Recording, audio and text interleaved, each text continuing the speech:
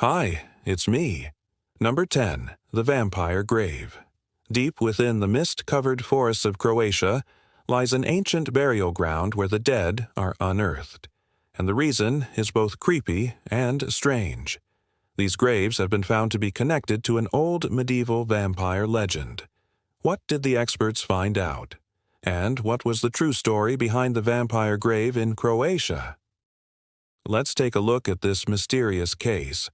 While no one knows for certain how long vampires have existed, they are believed to have first appeared in Eastern Europe during the Middle Ages. As Christianity spread through the region, the locals started burying their dead with wooden stakes driven through their hearts, believing that the ritual would keep evil spirits from entering the body. This practice has now become a thing of the past, but there are still many people today who believe that vampires are real. The recent discovery of a possible vampire burial site in Croatia has renewed interest in this age-old myth. Archaeologists have found a number of graves that were dug up in the 18th century. In all likelihood, these graves were disturbed because people were trying to recover the bodies of loved ones for reburial elsewhere. But in some cases, it appears that the exhumations were performed by those who suspected that the deceased had returned as vampires. 9. Croatian vampire. Researchers recently discovered a large number of human remains in the area, which indicated that this was probably once a burial ground. Most of the bones belonged to adults, but there were also several complete skeletons of children. Radiocarbon dating revealed that the remains were approximately 700 years old, which indicates that the cemetery dates back to the late medieval period. What made these graves especially interesting was the way in which the individuals had been buried. Many of the bodies were laid to rest face down, which is not a common burial position in Christian tradition. Instead, most Christians were buried on their sides, or even facing upwards with their hands folded across their chests. Why did the villagers bury their dead face down? Was it because they thought the dead person might try to come back and eat their family alive? 8. Medieval vampire legend. As previously mentioned, the origins of vampires can be traced back to the Middle Ages. During this time period, people were incredibly superstitious, and they believed that everything that happened around them was due to the power of the devil. They believed that he could take over a person's body after they died and turn them into a monster. Of course, we know now that this is not actually possible, but back then it seemed plausible enough to cause quite a stir. Since they believed that vampires were evil spirits that took over the bodies of the recently deceased, they tried to stop them from rising again using various methods. Aside from driving wooden stakes through their hearts, they also practiced other forms of torture, such as cutting off heads or even burning bodies. It may seem cruel and unusual by today's standards, but these were normal practices just a few hundred years ago. Some people even went as far as sewing up the mouth of the corpse to ensure that it could not speak or scream in its sleep. Some even went as far as placing bricks or stones inside the mouth of a dead person to prevent them from rising from the grave. And according to reports, this was done as recently as the 1970s in remote areas of Romania. 7. Vampire folklore. In addition to these torturous rituals, there were also some less extreme measures taken to prevent vampires from rising. For example, many people wore amulets or carried religious symbols with them in order to ward off evil spirits.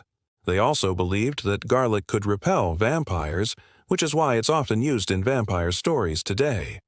Even though none of these methods actually worked, people continued to do them for centuries out of fear of what might happen if they didn't. 6. Slavic vampire myth. There are many different types of vampires in Slavic mythology, each with their own unique origin story and characteristics. One type is known as the upir, which is said to be born when a pregnant woman dies. The fetus is then said to grow inside the body of the mother until it's large enough to be born. Once it does, the upir will suck the blood of family members and can only be destroyed by having its heart cut out.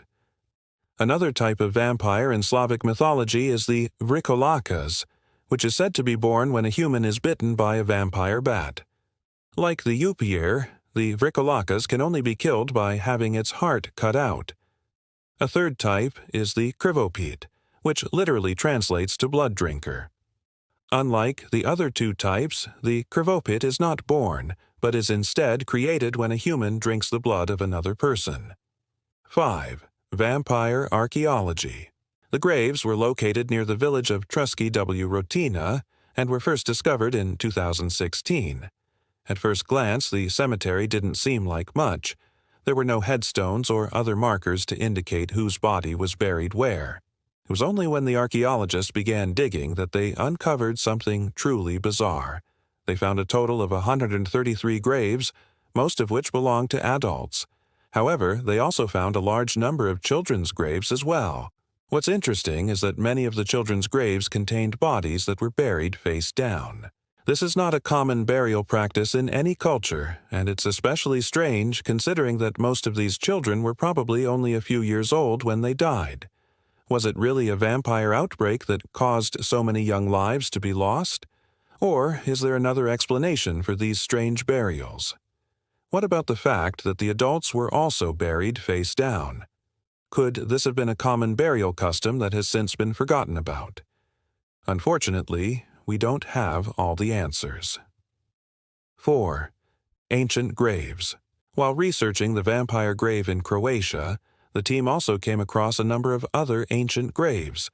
These graves date back to the Iron Age and were found near an old castle. They were able to use ground-penetrating radar to identify the graves without having to dig them up, which allowed them to learn more about the people who lived in the area centuries ago. Many of the graves were found to contain cremated remains, while others contained bodies that had been buried and then dug up at some point in the past. It's unclear why these graves were disturbed, but it could be related to the vampire myth. After all, it was common practice for people to exhume the bodies of loved ones and rebury them elsewhere. If they believed that the dead person had turned into a vampire, it makes sense that they would want to move their remains to prevent any potential harm. 3. Vampire history. Like many other legends, the vampire myth has its roots in folklore. There are stories of vampires dating back hundreds or even thousands of years. These stories vary depending on where they come from, but they all share common themes. One popular theory is that the myth originated from a misdiagnosis of porphyria. This is a rare blood disorder that can cause skin lesions and make someone appear pale. People with porphyria are also sensitive to sunlight, which could have led to stories of vampires being afraid of garlic and crosses. Another theory is that the myth originated from a misunderstanding of decomposition. When a body decomposes, it can bloat and rise, which could have led to stories of vampires rising from the dead. 2. Vampire ritual. Despite the lack of evidence, people became convinced that vampires were real and that they were rising from the dead to drink the blood of family members. To prevent this from happening, they developed a specific set of rituals that they believed would keep vampires away. One of the most common rituals was the ritualistic staking of the dead. People believed that by driving a stake through the heart of a dead person, they could keep them from turning into a vampire. They also believed that by cutting off the head of a dead person, they could prevent them from coming back to life as a vampire. Other rituals included things like sewing up the mouth of a dead person and placing bricks or stones in their mouth. No matter what method they used, the goal was always the same: to prevent the dead person from returning as a vampire. While there is no evidence that these rituals actually worked, they were carried out for centuries in many parts of Europe. 1. Mysterious graves in Europe. Mysterious graves have been found all over Europe in places like Bulgaria, Romania, Serbia, and Greece. These graves were found using ground-penetrating radar, and archaeologists are still in the process of excavating them. So far, they have found a number of bodies that were buried face down, which could be evidence of the vampire myth. However, there are other cultures that bury their dead face down, so it's not clear whether or not vampires are really responsible. Regardless, these graves are providing valuable insight into the history of vampires and the people who believed in them. Thanks for watching. Which of these vampire theories do you think is true? Let me know in the comments below. See you next time. Bye.